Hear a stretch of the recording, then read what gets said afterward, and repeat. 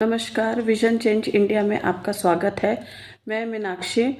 Friends, आजकल बहुत ज़्यादा जो ट्रेंडिंग में चल रहा है वो है जेफरी एप्स्टीन फाइल्स। ऑलमोस्ट सभी को इसके बारे में पता चल चुका है। एप्स्टीन फाइल्स का खुलासा हो चुका है। हर भारतीय को इसकी नॉलेज है, लेकिन कुछ पिछड़े वर्ग ऐसे हैं। जब मैंने उनसे बात करने की कोशिश की कि आप लोग क्या जानते हैं जेफरी एप्स्टीन के बारे में, तो अब वो लोग इतने मासूम हैं कि उन लोगों को अभी तक कुछ पता ही नहीं है कि ऐसा भी कुछ हुआ है। तो उनको बेसिक नॉलेज देने के लिए, बेसिक इन्फॉर्मेशन देने के लिए कि आखिर जेफरी एप्स्टीन कौन है और वो क्या करता था, उसके लिए ये मैं आज सारी जो उसकी इन्फॉर्मेशन है वो इस वीडियो के माध्यम से उन लोगों तक पहुंचाना चाह रही हूँ। क्योंकि वो लोग बहुत ही उनके पास सारी इन्फॉर्मेशंस नहीं पहुंच पाती हैं, तो वो लोग बहुत ही सीधे साधे से लोग हैं। और ऐसे बहुत सारे एरियाज़ हैं अभी भारत में, हमारे देश में, जहाँ तक सारी इन्फॉर्मेशंस नहीं पहुंच पाती हैं। फर्स्ट ऑफ ऑल मैं आपको ये बताना चाहती हूँ कि एप्स्टीन जो था वो जेफरी एप्स्टीन इसका पूरा नाम है। और ये अमेरिका में एक एज अ टीचर, अध्यापक के तौर पे काम करता था सबसे पहले।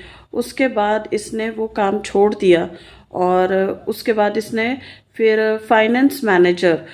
अ फाइनेंस मैनेजर बन के अपने कनेक्शंस बनाने शुरू करे।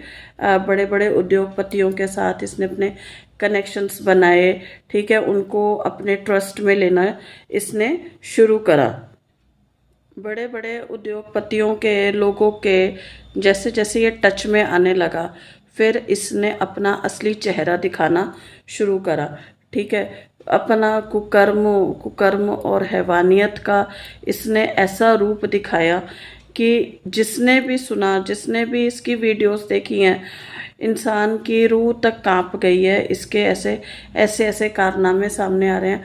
और ये सिर्फ इसमें अकेला ही शामिल नहीं था, इसके साथ बहुत सारे बड़े बड़े उद्योगपतियों का नाम, बहुत सारे बड़े बड़े नामची लोगों का नाम इसमें शामिल है।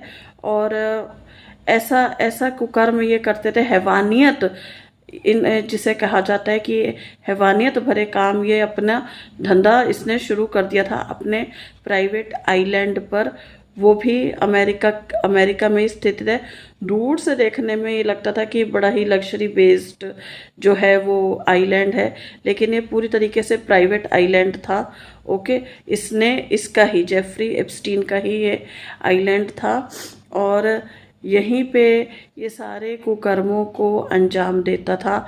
यहीं पे ये अपने जेट से, प्राइवेट जो जिसके जेट थे उनसे उद्योगपतियों को यहाँ बुलाता था और सब इसके साथ मिले हुए थे। अब बात आती है कि ये वहाँ पे करता क्या था। ये 10 से 17 साल की बच्चियों को अपने झांसे में लेता था। कौन सी लड़कियों को टारगेट करता था? जो आर्थिक रूप से कमज़ोर होती थी, गरीब लड़कियां होती थी, जिनको पैसों की ज़रूरत होती थी।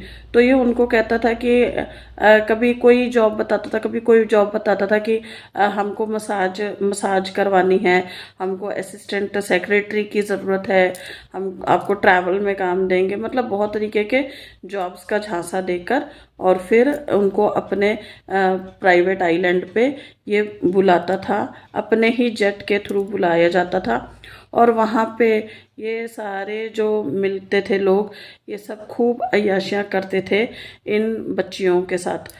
सबके सब इसमें मिले हुए थे, खूब अय्याशियाँ की जाती थी उस प्राइवेट आइलैंड पे।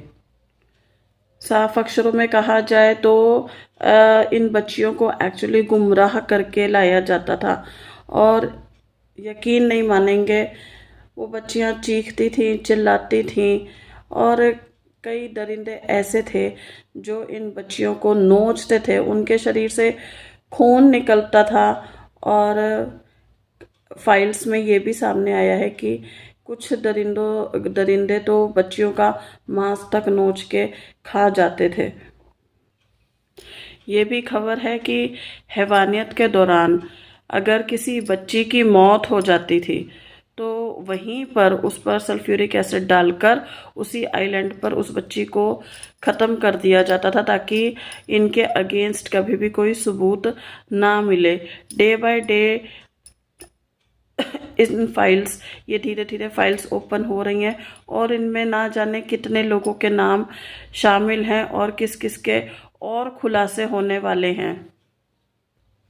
2005 सन 2005 में एप्स्टीन के खिलाफ एक केस दर्ज हुआ और इसको अरेस्ट कर लिया गया।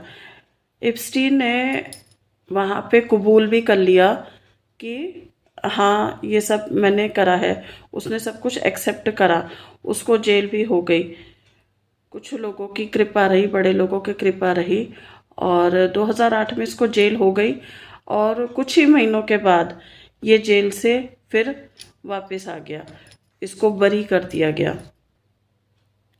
पर आप विश्वास नहीं करेंगे कि सुधरने की जगह ये सुधर भी सकता था, उन कामों को छोड़ भी सकता था, लेकिन इसकी मानसिकता ऐसी थी कि इसने उन कामों को छोड़ा ही नहीं और इसने सुधरने की जगह दोबारा से वही काम फिर से शुरू कर दिया। जुलाई 2019 में फिर से केस रीओपन करा गया, ओके, और ट्रैफिकिंग के चार्जेस लगाए गए, federal trafficking charges, federal traffic sex charges इसके ऊपर लगाए गए थे, ओके। और अभी मुकदमा चल ही रहा था कि खबर आती है कि एप्स्टीन ने जेल में सुसाइड कर लिया है। लोगों का मानना ये है कि कुछ बड़े बड़े उद्योगपति जो हैं, लोग जो हैं, वो डर गए कि उनका नाम सामने ना आ जाए, इसलिए एप्स्टीन को जेल में ही ख़त्म करवा दिया गया। लेकिन आप लोग ये सोचिए, अगर एप्स्टीन मरा ना होता तो आप ये सोचिए कि कितने शरीफों की घिनौनी हरकतें जो हैं वो सामने आती। अभी तो डिपार्टमेंट ऑफ जस्टिस अमेरिका में जो है, उन्होंने एप्स्टीन फाइल्स कुछ ही खोली हैं तो पूरी दुनिया में हड़कंप मच चुका है। और सोचिए कि धीरे धीरे ये फाइल्स खुलेंगी और कितने ही लोगों के नाम सामने आने वाले हैं।